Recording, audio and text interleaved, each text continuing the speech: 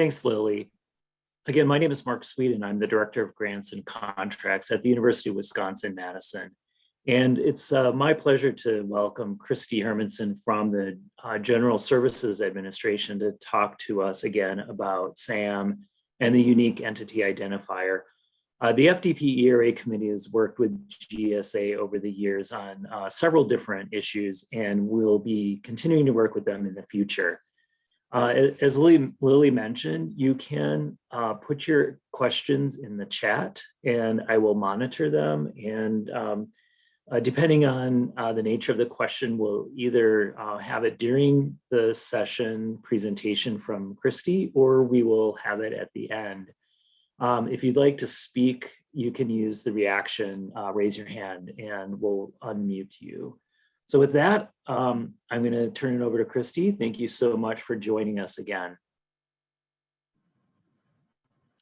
Thank you, Mark, and thanks for hosting this event. You know, we've done this, a few times before, and we absolutely rely on organizations like the FDP to help us get the word out and to also get feedback on how what we do affects people out there in the field. So very much appreciate this opportunity to talk to you all. We had a really big launch this week, and so there's a lot going on, and so this chance to get out and talk to you all about it is fantastic.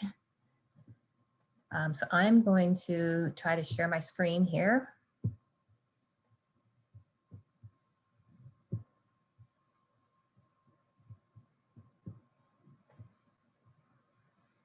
You all can see my screen? Perfect. All right. So again, I am Christy Hermanson. I am the design lead from GSA's Integrated Award Environment.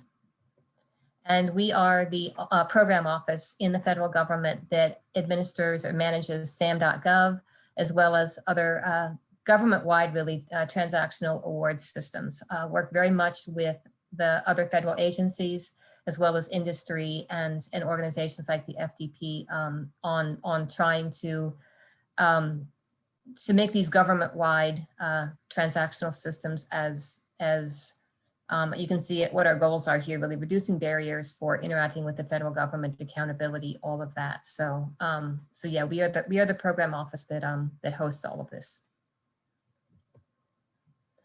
Just a really quick, Mark has told me how experienced you all are with our systems. So I'm just going to give a really quick overview for those of you who may not be familiar.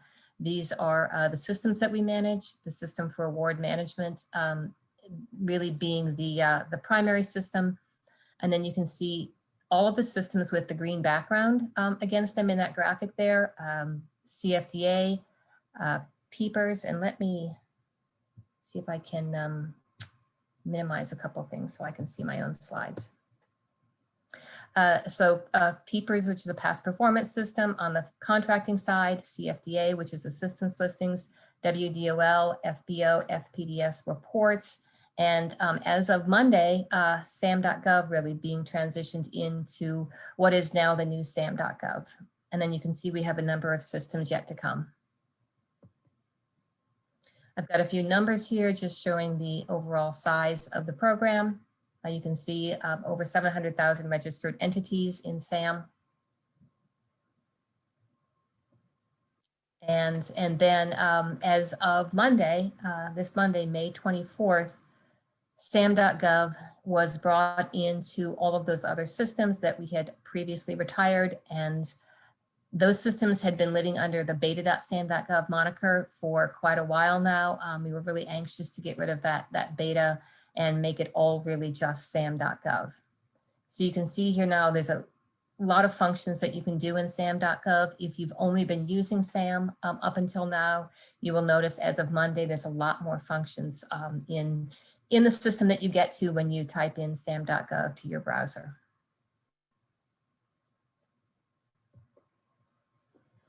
Just a couple of numbers from this week. As of last week, and this is really moving from beta SAM to SAM. As of last week, there was 420 million page or 20,000 page views on beta SAM, and this week in SAM.gov over 2 million page views. So substantial numbers bringing these communities together.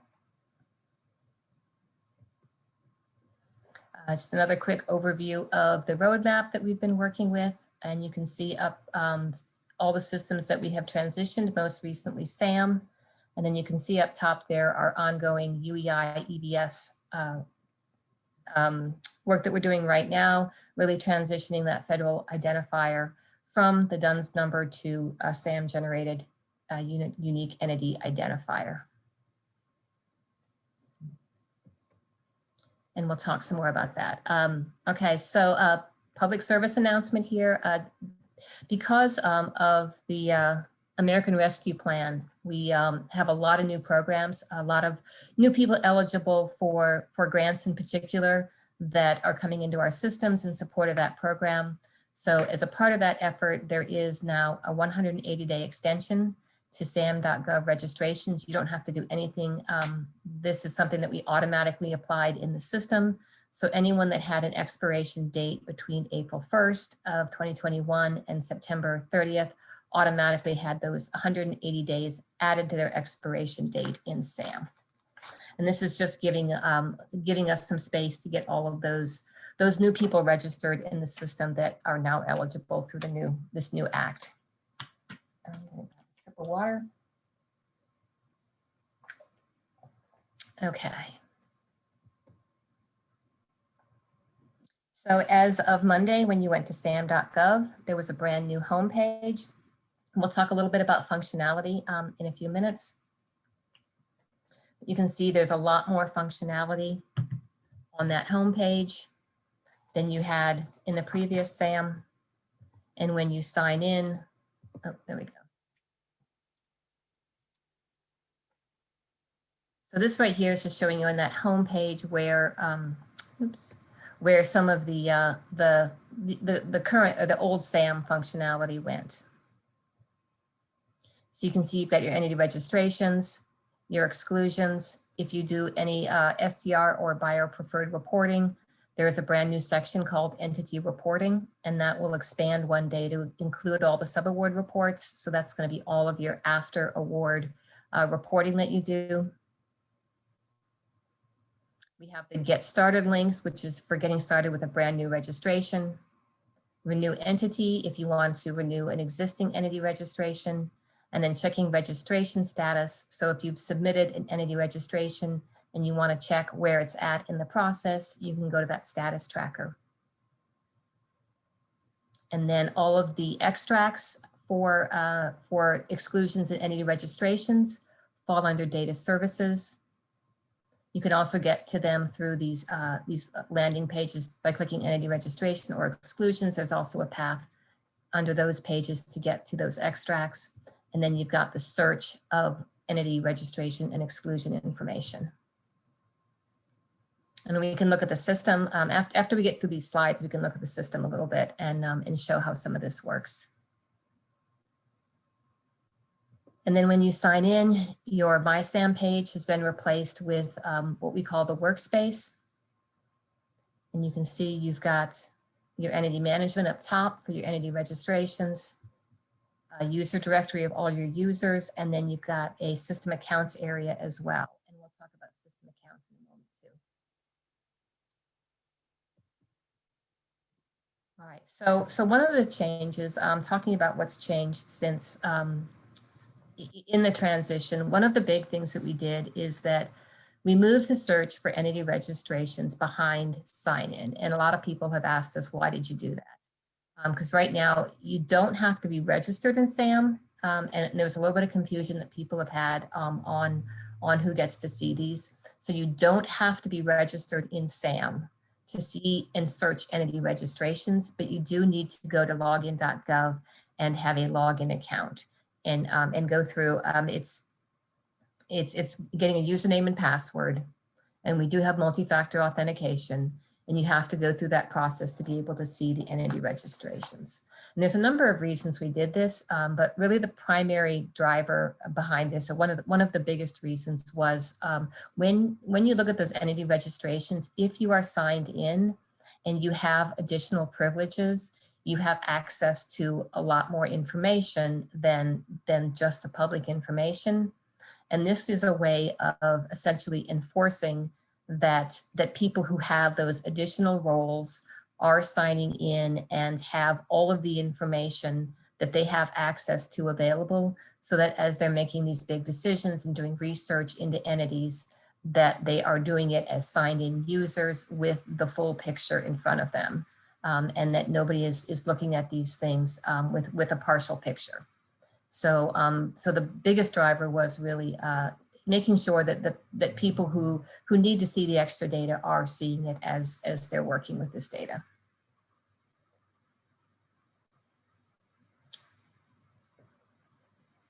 And so the same thing would be true, the disaster response registry. I don't know how much that affects you all, but that's also entity registration. So that is now behind sign-in as well. But the exclusions information is still public information. So if you go in and search for exclusions, those are still available without any sign-in.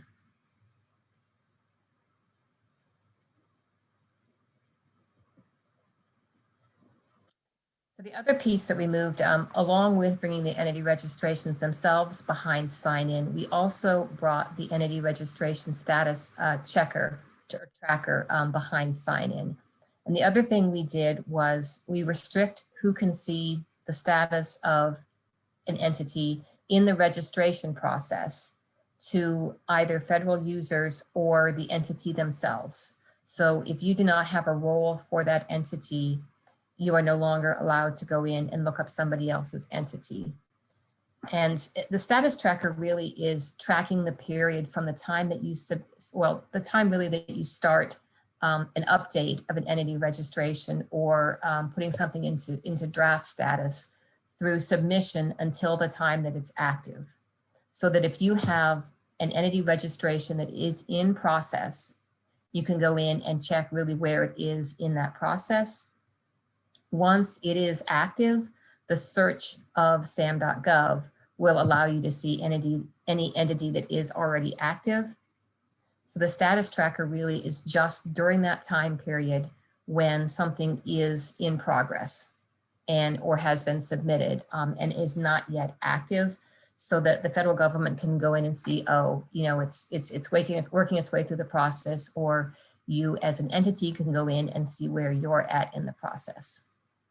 But we are no longer allowing other entities to come in and see where somebody else is in that process of updating their registration or creating it.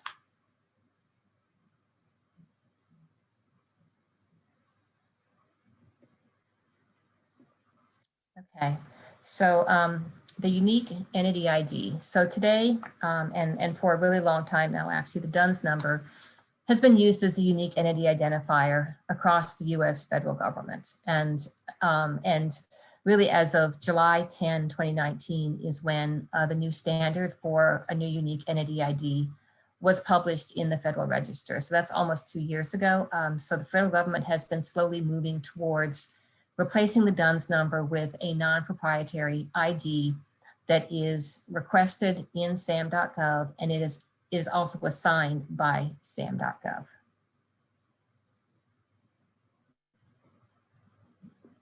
So as of the Monday launch, the new release of SAM.gov, you can now go into SAM.gov and see what your unique entity ID is.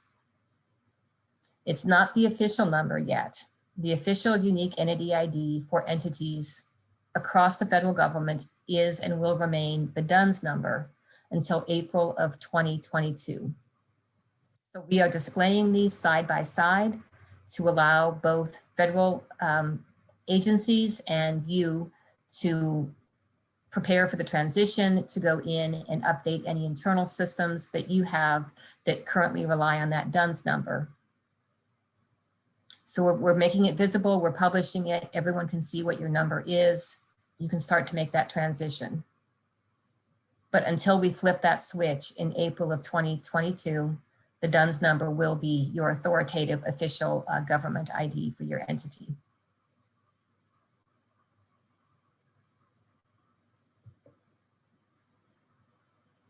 I also want to point out that the SAM.gov APIs already include the new SAM generated unique entity ID.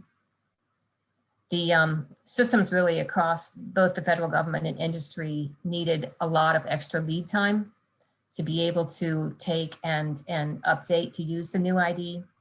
So we have already had those APIs include the new.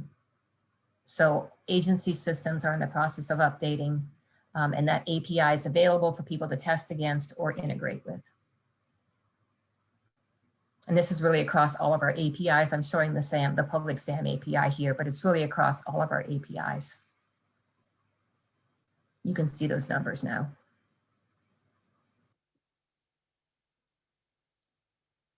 And if you go into the system, I'm showing a search results page here, but you can see how side by side we have the DUNS unique entity ID, the purple tag there, side by side with your new SAM unique entity ID. So if you're registered in SAM today, you should be able to go into the system and see what your number is.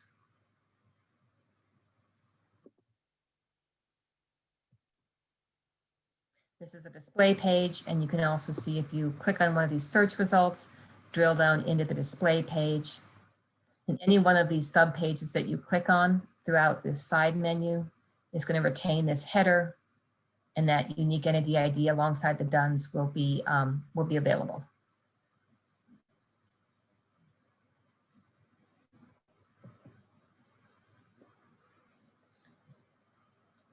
So OpenGSA is where you go for documentation for any of our APIs. And if you want to track information about any sort of notices that we put out there about what's coming with the UEI, we have a page at gsa.gov, gsa.gov/entity ID. And we also have a blog space at GSA Interact, where we put out notifications when we have new information. I believe these slides will be distributed after the session, so you should have these links.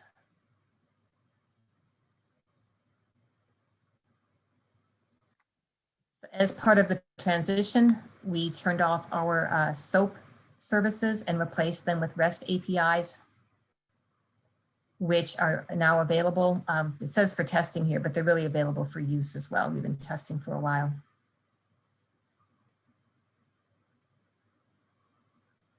And if you want to help us with our testing, there's an email address. So any changes, and this is really for any changes that we make to the APIs. As we change our APIs, we do testing ahead of release. And this email here is for anyone who wants to support those testing efforts on the APIs, specifically system-to-system transactions.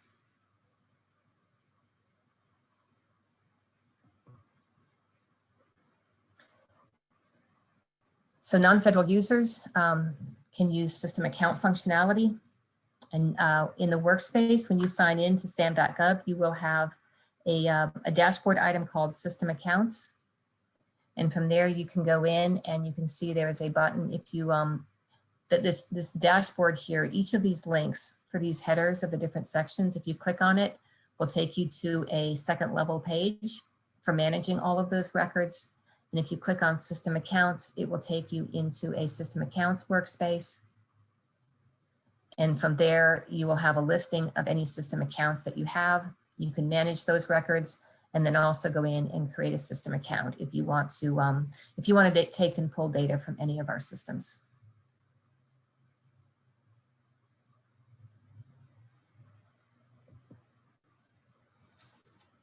So one of the things that that has changed, the basic data entry for SAM registration has not changed. I will bring up the system in a little while and walk through and just show you some of the navigation that has changed, but the basic data entry hasn't changed so much, but the way that roles are managed really has. And as we bring more functionality into these systems, and any registration really is sort of that, that central validated place where we have an administrator. And so as we add in the past performance data, the subawards, things like that, we will be adding more and more non-federal roles to the system. And that really, the management of that really is going to start with that entity administrator. So that is a little bit of a new thing. Right now, the entity roles really are the primary roles, but we will have additional ones added as we go. So right now with the system, you need a role to do things like checking the registration status, and that is new. To update and renew your entity registration. Joining an interested vendor list is something on the contracting side. Controlled attachments for contract opportunities is also on the contracting side.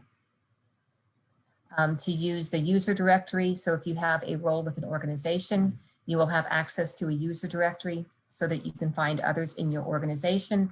And if you're an administrator, you'll be able to manage them. And then also to submit after award reports. So these are the things right now that you can do in SAM.gov with a role. The role names have changed a little bit. In the legacy SAM, you can see the mapping there. So you've got a viewer role, a data entry role, and an administrator. And we've really tried, as we're bringing all this functionality together as much as possible, we've tried to normalize the way that we name the roles to make it easier for administrators who manage more than one area of the system.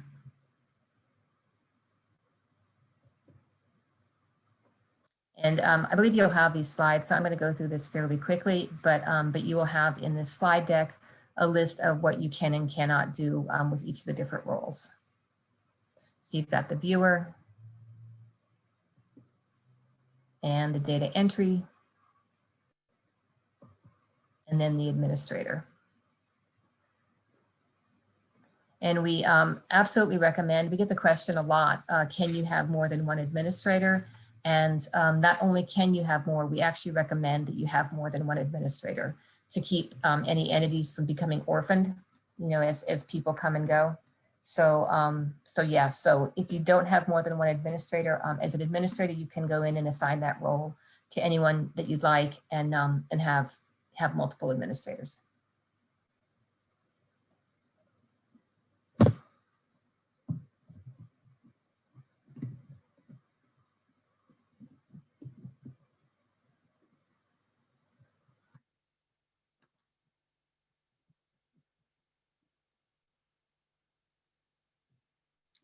I'm going to go back here for a second. I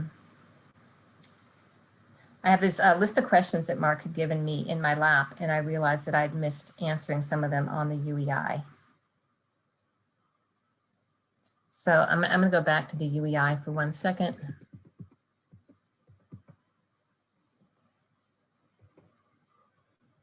So one of the questions I have here is entities that use multiple DUNS to convert to UEIs. And if you are managing multiple DUNS right now with UEIs, there is going to be a one-to-one mapping so that if you have multiple DUNS right now, you will have multiple UEIs in the system. And if you go into the system today and you have multiple DUNS, you will see a new UEI for each one of those. So replacing your DUNS with a SAM UEI is completely separate from taking and consolidating those registrations into a single registration. So Christy. Yeah.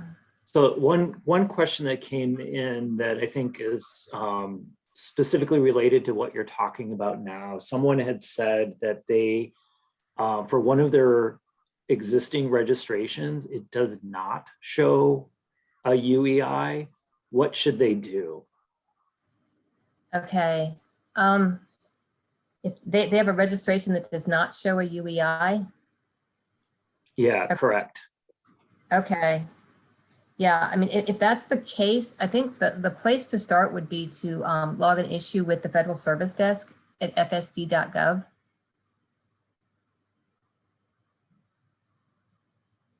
Create an issue there.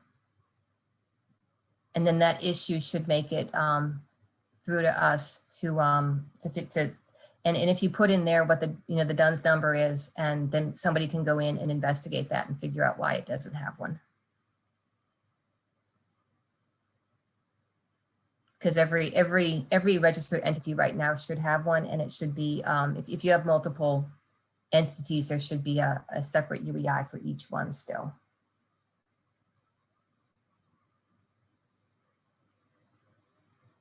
There's another question here too about the UEI maintaining entity hierarchy. So, in introducing the new unique entity ID, we've separated out the generation of the unique entity ID from the validation services. Those used to be coupled, or actually they're currently coupled right now until April of next year. And we've separated out the unique entity ID from the validation. And we will have in April of next year a new validation service provider. They've been currently building out those validation services. They will be live next April. Those validations, that validation service provider is responsible for providing that entity hierarchy. So there will still be an entity hierarchy, but in April of next year, it will be a different provider, and the data that different provider is using to go in and build out those hierarchies, it's not the same as the Dun & Bradstreet data. We expect that most hierarchies will look the same, but I think something to be aware of is that if there is the potential for there to be discrepancies, because it's going to be a new validation service provider. It's going to be somebody else, a different organization that's building out that hierarchy. So there is the potential for there to be a difference between what Dun & Bradstreet has today and what the new provider will have in April of next year.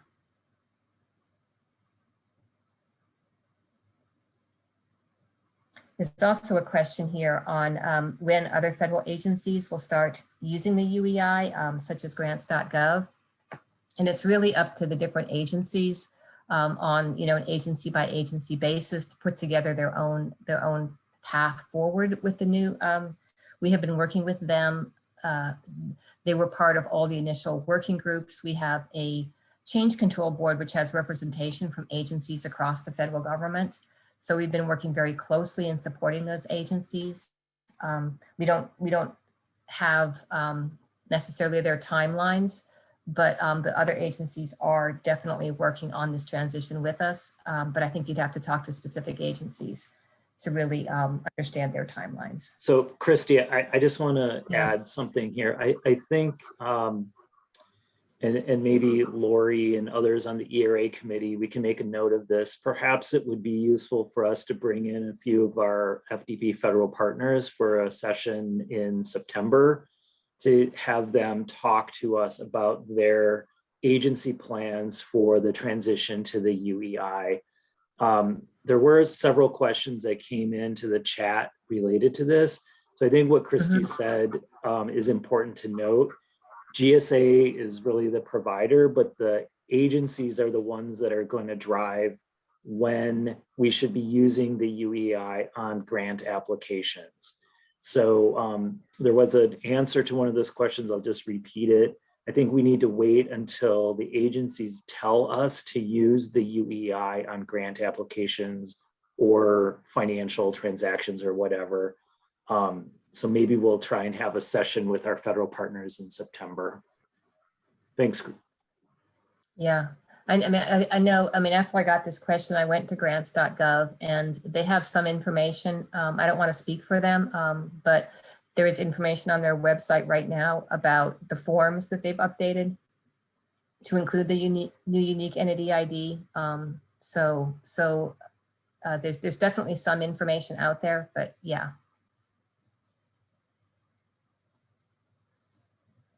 But yeah, each agency really is managing their own path forward.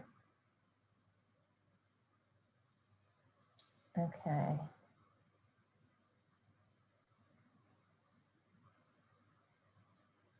Okay, I think I covered that. Are there any more questions in the chat, Mark, before I go back to where I was?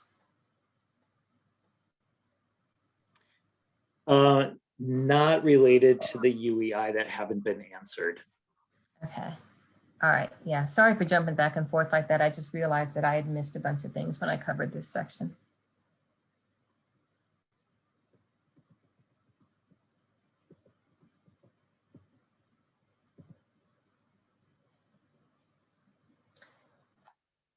Okay. So we had been talking a little bit about role management, and also there is a user directory. There's a screenshot here, and I was going to draw your attention to this right here, because if you go into SAM.gov this week, it actually is going to look a little bit different than this.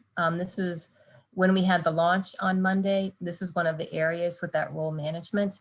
Role management, as you can imagine, is used throughout every part of the system, really, except some of the public pages and or unauthenticated pages. And so we had to pull some of this functionality. It got hit pretty hard on Monday with all the new people coming in and doing things with the system. We have had a lot of traffic this week. So some of the functionality for this has been pulled temporarily. We are starting to put it back piece by piece. So you'll start to see some of this. So if you're going in there and trying to, you can go in, there's an assign role button right now where you can go in and assign roles. As of today, the ability to go to someone's user profile and remove roles from them is not back online yet. We are working right now to get that back online in the next couple of days. And then this full page right here where you can see the list of all your users is something that will be coming back as well. So just want to give everyone a heads up that if you're in there in the next week or so, that this user directory, a lot of the functionality has been temporarily stripped out since Monday, as we're going in and making it perform a little bit better. That's just a warning to anyone who's using the system this week and into next, that these features will be coming back slowly.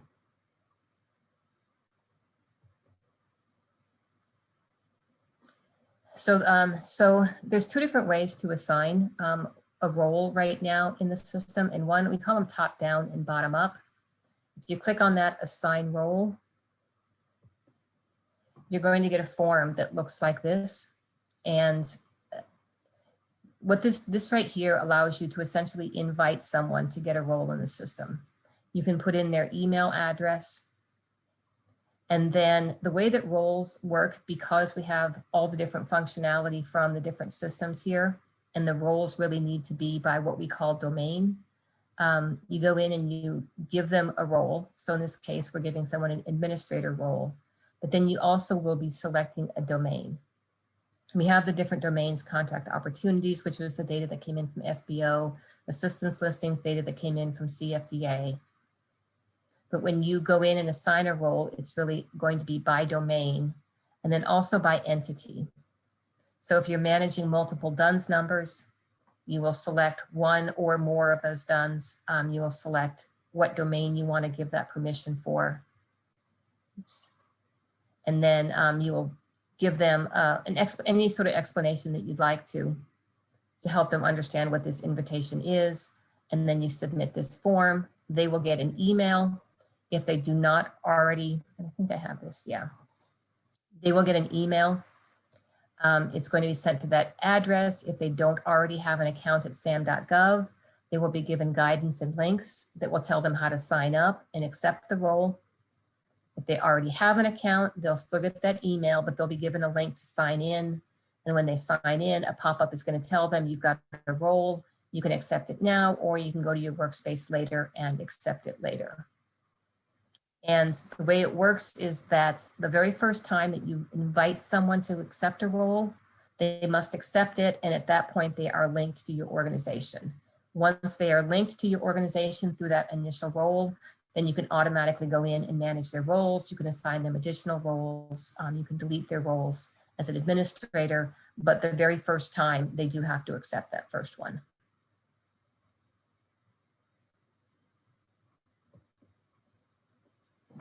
The other way for someone to get a role is to request it. So if I wanted to get a role in the system, I could request from my administrator the role that I think that I need.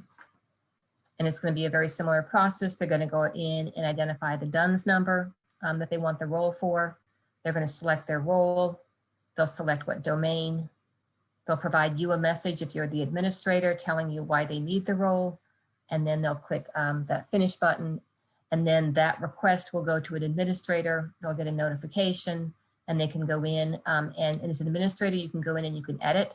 If they ask for an administrator role and you think, oh, you know what, they really only need data entry, then you can go in and change that for them and give them the role that they should have, not the one they've requested.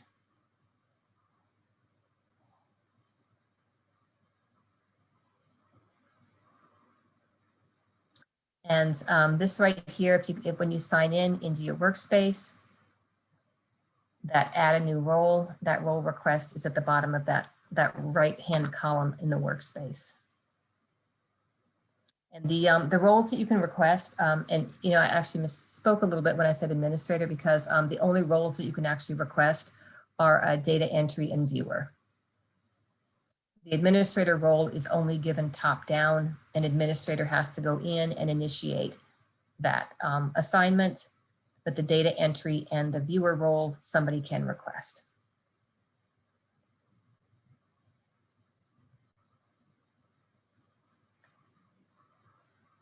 And then you can also, this is a user profile page. You can see for this user, it shows what their roles are. And there's also another button there to go in and request the role.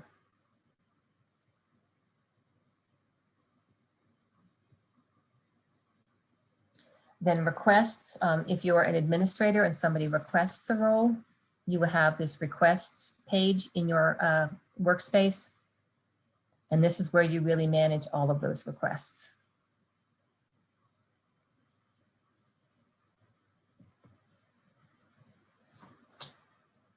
Okay. Were there any questions in the chat on any of that, Mark, before I move on? Yes, there were a couple role-related questions, and maybe you could touch on this and just clarify. So there's a question that came in early about if you're looking up like information about excluded parties or small disadvantaged, does that require the viewer role to see that level of information? No. The exclusions information, you don't even have to be signed in. If you're looking up an entity, you will have to be signed in, but you do not have to have a role to see any of that information. You're able to see business types, industry codes, all of that. So yeah, most of the information is public. And if it's public information, then you do not have to have a role to see it. Okay, and then there was a question that came in and I tried answering it. I think there was some feedback also. If someone wasn't sure that their administrative role had moved over, I suggested that they work with the Federal Service Help Desk because they're the ones that could probably resolve those issues. Yeah, it was supposed to move over. And then there was a question that came in about when trying to request a role. The question is, my institution is not appearing when I'm requesting a role. They tried the DUNS, the name, or the cage code, and nothing was coming up. So the question, I guess, would be how to resolve that. I think, again, that's going to be an FSD ticket. Open an issue at FSD and include the DUNS number in that ticket. And then somebody can go in, look up that DUNS number and see why it's not showing up.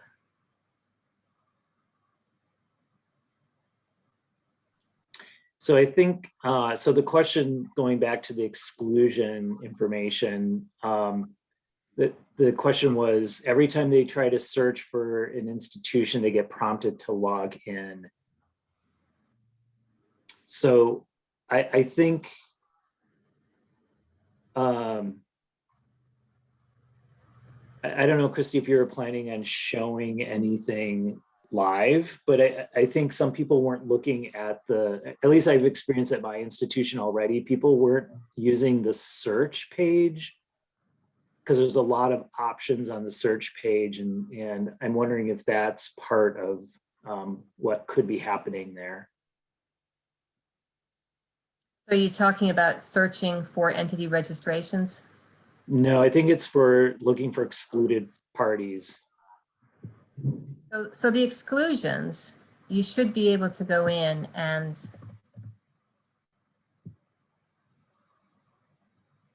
search and see exclusions.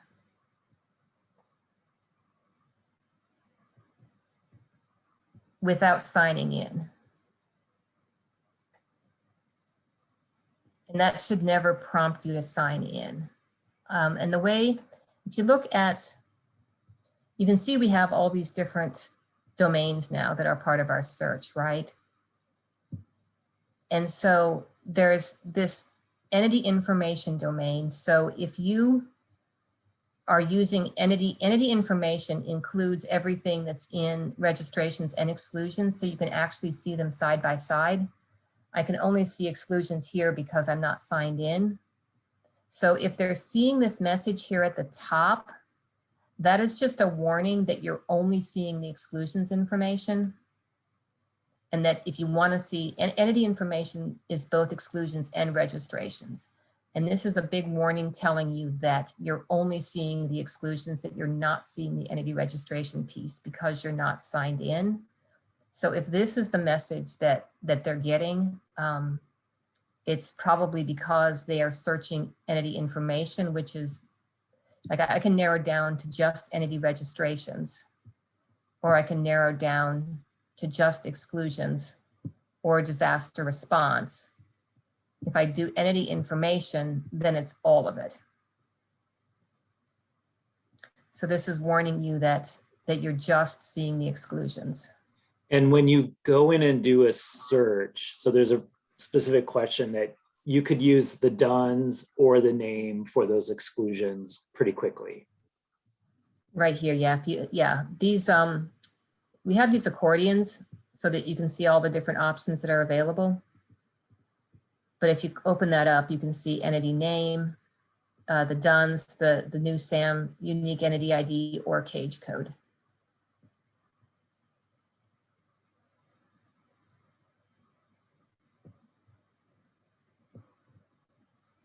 And a lot of these exclusions, they're not registered entities, so they don't necessarily have all those fields, but if it's a firm exclusion, it will have those.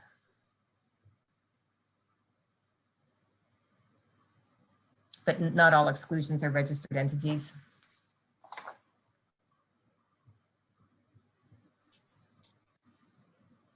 A quick look through the a quick look through the chat. It looks like there's a few comments, so we'll share the comments with you also. But I think that example helped. Okay. And then you can see once you're signed in, I don't know if I've got a registration that shows up here or not, but once I'm signed in, you can see then all of the entity registrations show up. So Christy, since you just logged in, there was a question that came in, and I don't know if you'll be able to answer it, but I also experienced this pain because now one has to have a login to actually see more details about an entity. Does this mean that we're going to stop getting all the spam emails from the companies that are trying to sell us assistance in registering with SAM? Hopefully, if you continue to see a lot of that traffic, let us know. Continue to let us know. You know, we do what we can to try to cut down on that. But if you're, I mean, part of pulling some of this stuff behind the sign in is to keep people, things like that status tracker, right? Where they're not tracking to see who's in the middle of registering, right? So hopefully the answer is yes, but if you continue to see those, if there's no relief from that, let us know.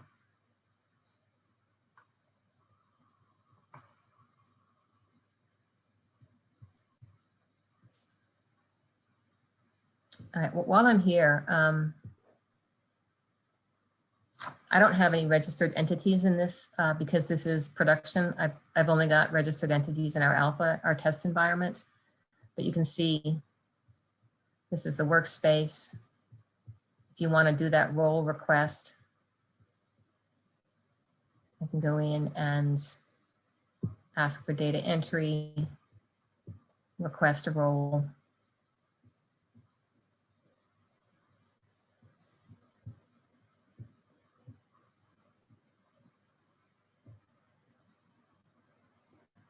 And then if you come down in here, you'll see this is your space for managing your entities. I don't have anything registered. I would have a list of them otherwise, but and if you manage a lot, you know, I don't know how many universities. I think universities typically only have a few, but we have some large corporations that actually have, you know, more than 100 registered entities that they manage from here.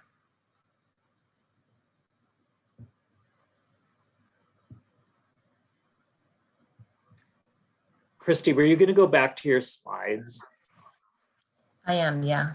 Okay, yeah, because I think upcoming, you talk a little bit about validation and like individual validation, and there's a question that came in. I just want to make sure that we get to that one. Identity verification. Yep. Yeah. Okay. Yeah. So so yeah, this is a new process, and we are rolling it out slowly because we know it's a big change for people. But it's available right now in that workspace that I was just in. You will see that there is this warning basically telling you that that sometime in FY 2022 that we will start to make this mandatory. We're making it optional right now. We've seen people already who have gone in who have done this. I don't have the numbers. I think on Monday it was in the hundreds of people who had gone in and done this. So we've got some early people that are in there doing this. We will work with those folks, make sure that this process becomes as smooth as possible. But then it's a new security feature, and it's designed to really to help us protect you, to help you protect your entity so that nobody is getting in and accessing records in SAM.gov that shouldn't be. And I think I've got a few more slides in here. Yeah, so in that entity workspace where you have your list of entities, you'll see this message right here. It will ask you what country you're in. Right now, we're only supporting US organizations. Login.gov is our provider, and they do not yet have this ability for anyone outside the US. But you can see once you go in and put your country in there, then it's going to route you through this process here. It's going to ask for a state issued ID, a social security number, and a phone number that's associated with your name. They are going to use this information to validate that you do in fact you exist and that that they believe that you are who you say you are. They don't store this information once that validation is complete. That information is only used during that validation process, and then they discard it. But then once they have validated you, then you'll be able to continue with your entity administration role. So this is something you can go in, you can try it out now. It will become mandatory again later, or actually in FY22.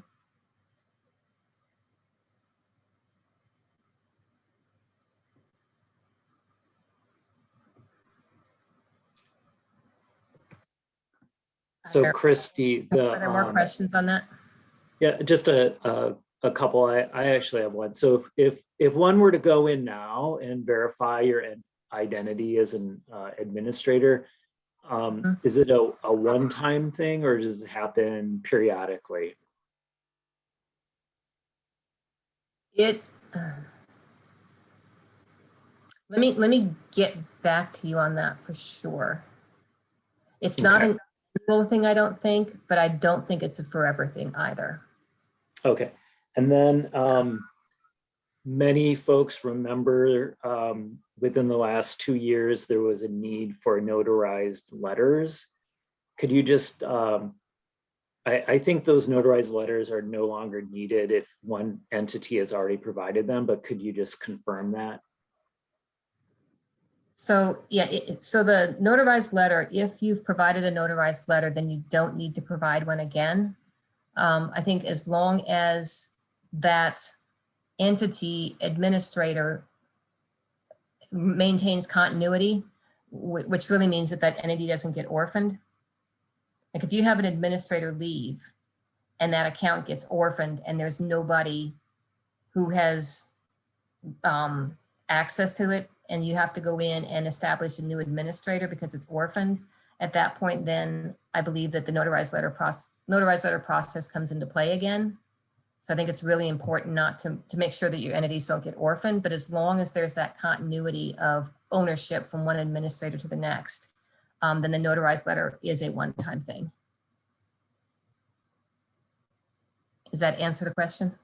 Yeah, I think a variation on that question, maybe it's clarification to what you just said. So if you only had one person associated with the entity and they've changed, do you need to do a new notarized letter for your entity?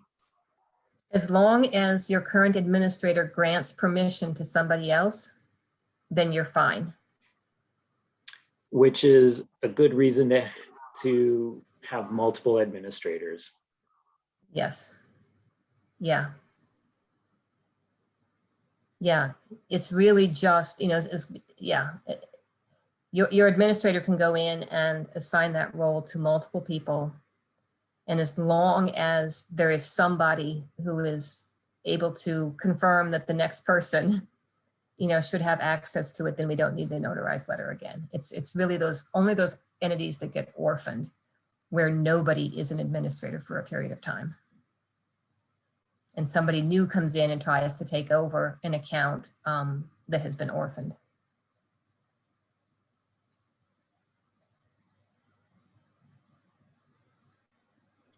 So Christy, again, we can share, there was a lot of information that was in the chat that was sort of back and forth between participants regarding tips on how to search. And it might be useful for you all to see that, because I think, I don't know, but maybe this would help with any screen tips or documentation to kind of help people search and find things. Because what I was seeing as they were flying through the chat, people are giving tips on how to use wildcards and quotation marks and stuff like that in the various search fields.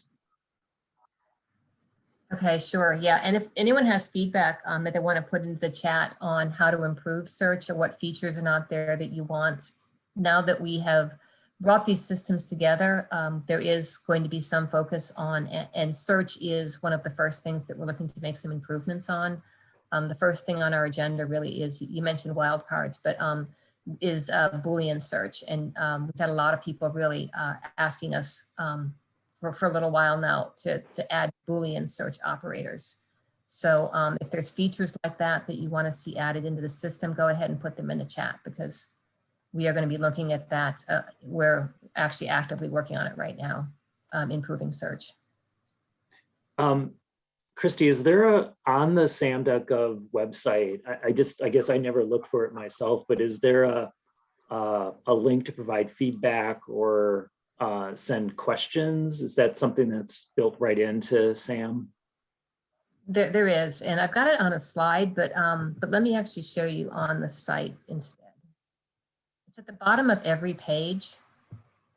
If you click on this right here, and you can see right here that we don't ask survey questions where we can kind of control the dialogue, but it's free form, which allows you to put in whatever you want. And we do look at all of these. We get really great recommendations through this. So, so if you have something,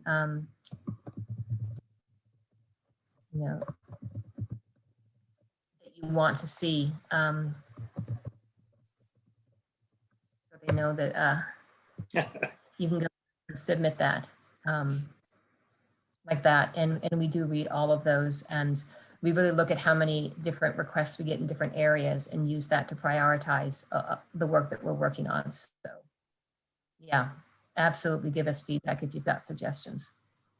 So and here's another question that came in, Christy, and it might be, it's kind of related to the login.gov and the multi-factor authentication.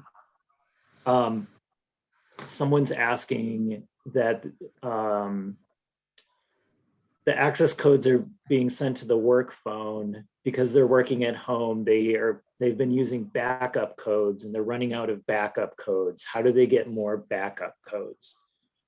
I don't know the answer to that. I don't know if that's a specific thing to Duo.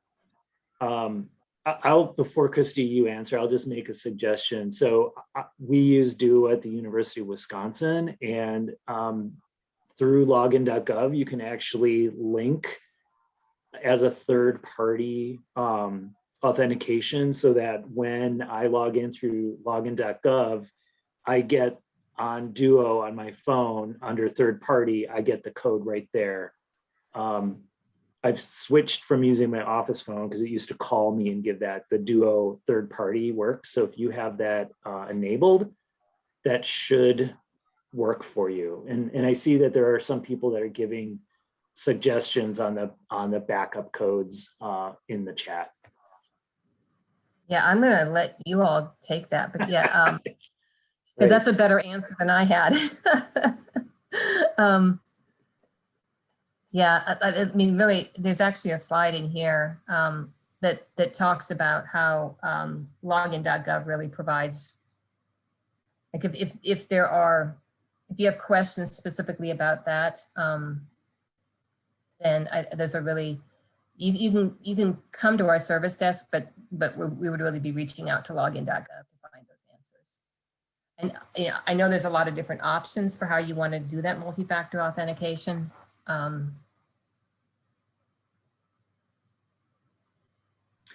There was a couple questions that came in about login.gov, and I think a few folks answered them, but it might be worthwhile just saying them out loud.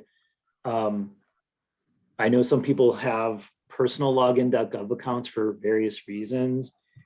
What we've recommended, at least at the University of Wisconsin, and I think this is in the chat as well, that if you need to do business for your employment, that you use your email address that's associated with your business. So you could have multiple login.gov accounts, one for your personal email and then one that's associated with your business email for work-related purposes. Yeah, for anything related to login.gov or the user profile in SAM, we want people's business emails and business information. We don't want personal information in the system. So we would absolutely second that and recommend that people use their business email for that. And I don't know, I don't have a slide on it.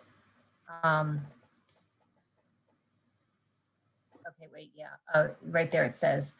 So login.gov has actually also added the ability to have multiple emails for the same account. Right now, we don't support that yet.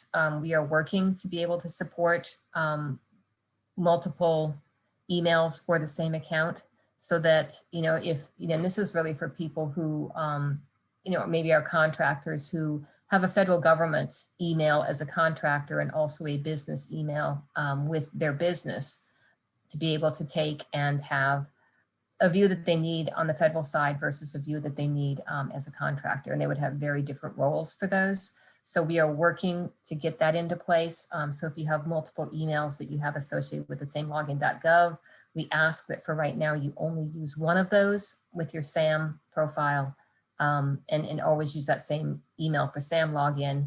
And in time, we will be able to support multiple emails. So if you want to have different profiles for different organizations with different roles and permissions, that is coming. It's under active development.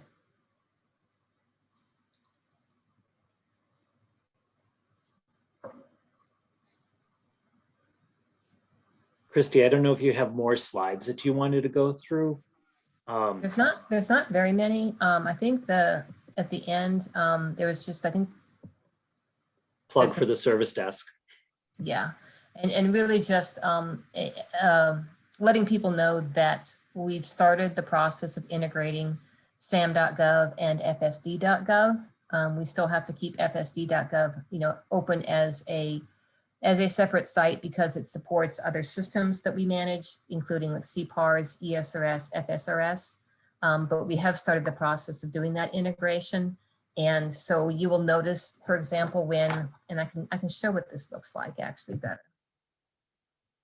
If you go to the site right now, you will notice that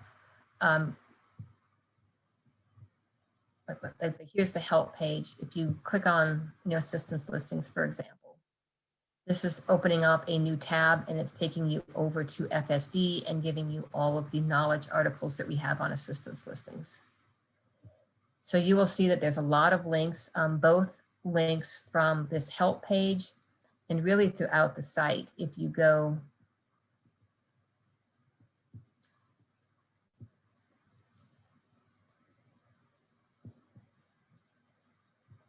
okay. If you go to some of these pages and you start clicking on, this right here, you'll see it opens up in a new tab and it's actually redirecting you to an article over at FSD.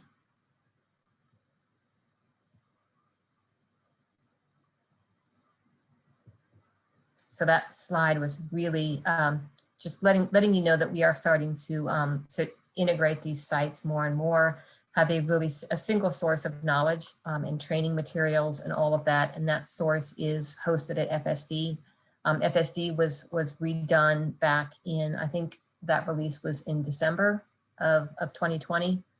And since then, we have been trying to take and really start to bring these sites together. And you'll see it's a little bit of integration right now, but you'll start to see more and more of that integration as we move forward. We've got a little bit of work that we've done on getting some announcements on the homepage. But this is one thing that's pretty high on our list of things where we want to take. People keep telling us, that the best place to learn about SAM.gov is SAM.gov, and they don't want to have to go to other sites to get announcements about what's going to come, right? So starting to really work on getting some of that help and that capability built into the site. But these right here are, again, links to FSD.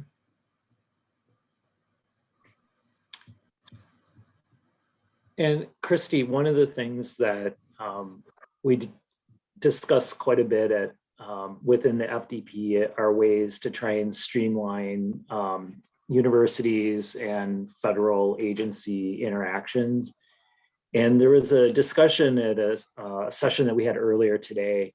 And one of the kind of pain points that many entities have that deal with the federal government are various representations and certifications that we need to provide to the federal agencies. Can you talk just a little bit about any plans that GSA has for expanding the reps and certs within SAM.gov?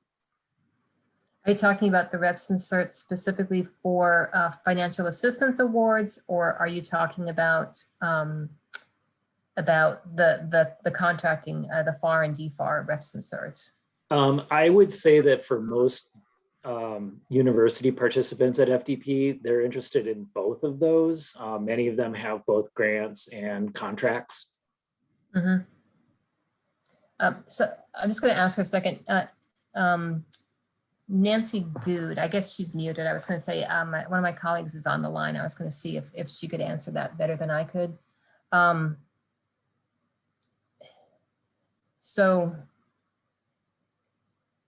Yeah, you know what? She might have dropped off. Yeah, let me take that question back and get you an answer. Again, I'm more on the design side than the policy side, and I do not want to misspeak. But that is a question I can definitely take back and get you an answer to it. So another question came in about Yeah. plans for integrating FSRS and FFATA reporting into SAM. Yeah. Just in general? Yeah, I think people are interested in where that was on the timeline. So that is, so our number one goal right now is the UEI EVS, but we are starting to work on that. Now that we have SAM out, we are getting ready to start a series of workshops. Like I said, we work with agencies across the federal government. They all have representation on our change control board. And so where we are in the process right now is we've done a little bit of prototyping. We are getting ready to start working with, we've put together a plan basically to start working with the agencies because they want to take a really hard look at these two systems and really, I don't want to say start over, but certainly the move to SAM is going to be a big change. And I think there's a lot of room for improvement that they feel like could be made in these systems in the process.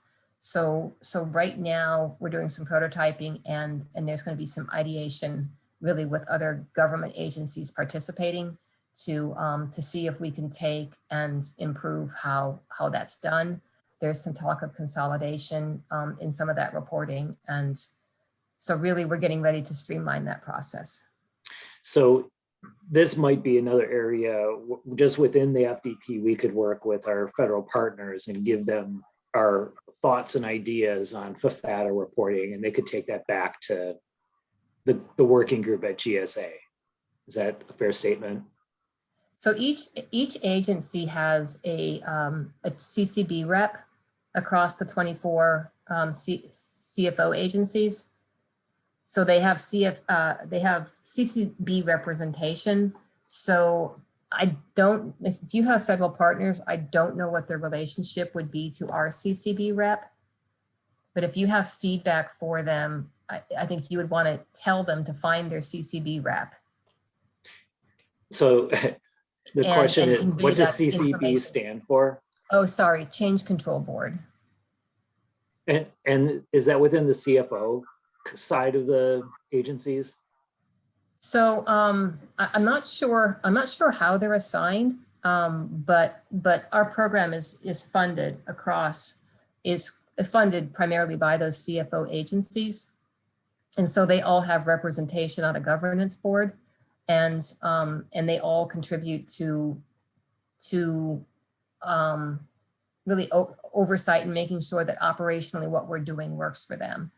And so anything that comes through the agencies, we always tell people they need to find their representation on our board. So it's Change Control Board. So you could give the information directly to us. You could collect it and give it to us. But if you give it to somebody in another agency, the only way it's probably going to get to us is through their Change Control Board member at that agency. Does that make sense? Yep.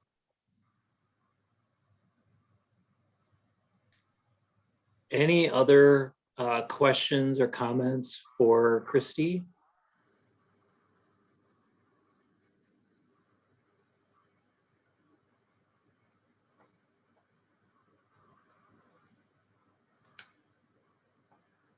So, yeah, there's a comment that came in chat, and I was actually going to say this, Christy, as well. I think the look and the feel of SAM is so much nicer than the previous version. It really looks nice. It's a lot easier and cleaner, easier to use, cleaner. Thank you. Yeah. You know what, we're in my mind, we're just getting started. you know, it's a big lift to get all of these systems in the same environment. And then once you've done that, you can start to make them better. So I feel like now we have them in the same environment, and this is where we can really start to make them better. So hopefully this is really just the beginning.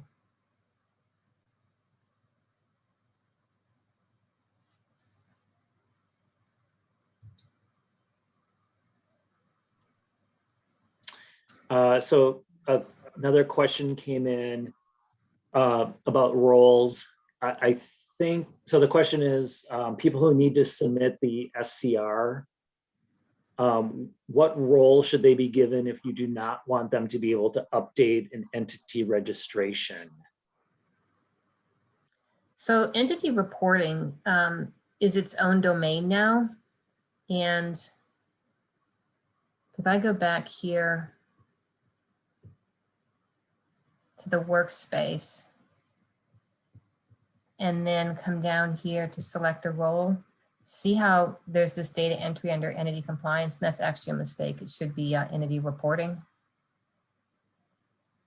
They changed the name 11th hour from entity compliance to entity reporting, and we missed a spot where it still says compliance. But you would assign them data entry for that entity compliance, which is going to change to entity reporting. But you can see there, then they can't do data entry for the registration.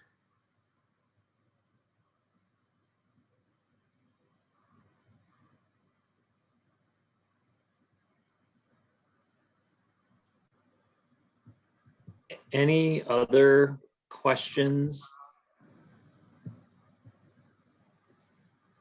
You can see elsewhere it's called entity reporting. And this is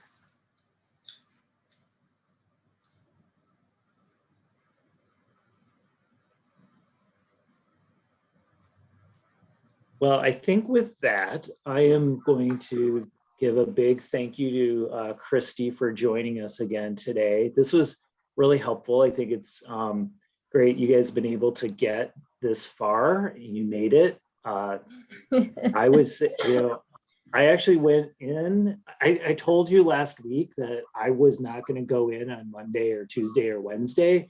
I actually had to go in early Monday, and it was up earlier than what had been predicted. And for me, I think everything is working fairly well, and we'll just continue to work with you through the FDP as appropriate. I hope Lori got this note, but I'll also send another message. The eRA committee, I think it will be useful for us to put together a federal panel discussion on how the agencies are going to be using the UEI. We'll really target that for the September meeting. I think that will make a lot of sense for that time frame. With that, thank you again very much. I really appreciate you taking the time to speak with us today. Lily? Thank you. Yeah, thank you for inviting us and giving us a chance to get the word out there about all this stuff. Because yeah, it's again, it was a big week for us, so it's nice to get out and talk to some users, see what their questions are. Yeah, thank you, Christy, so much.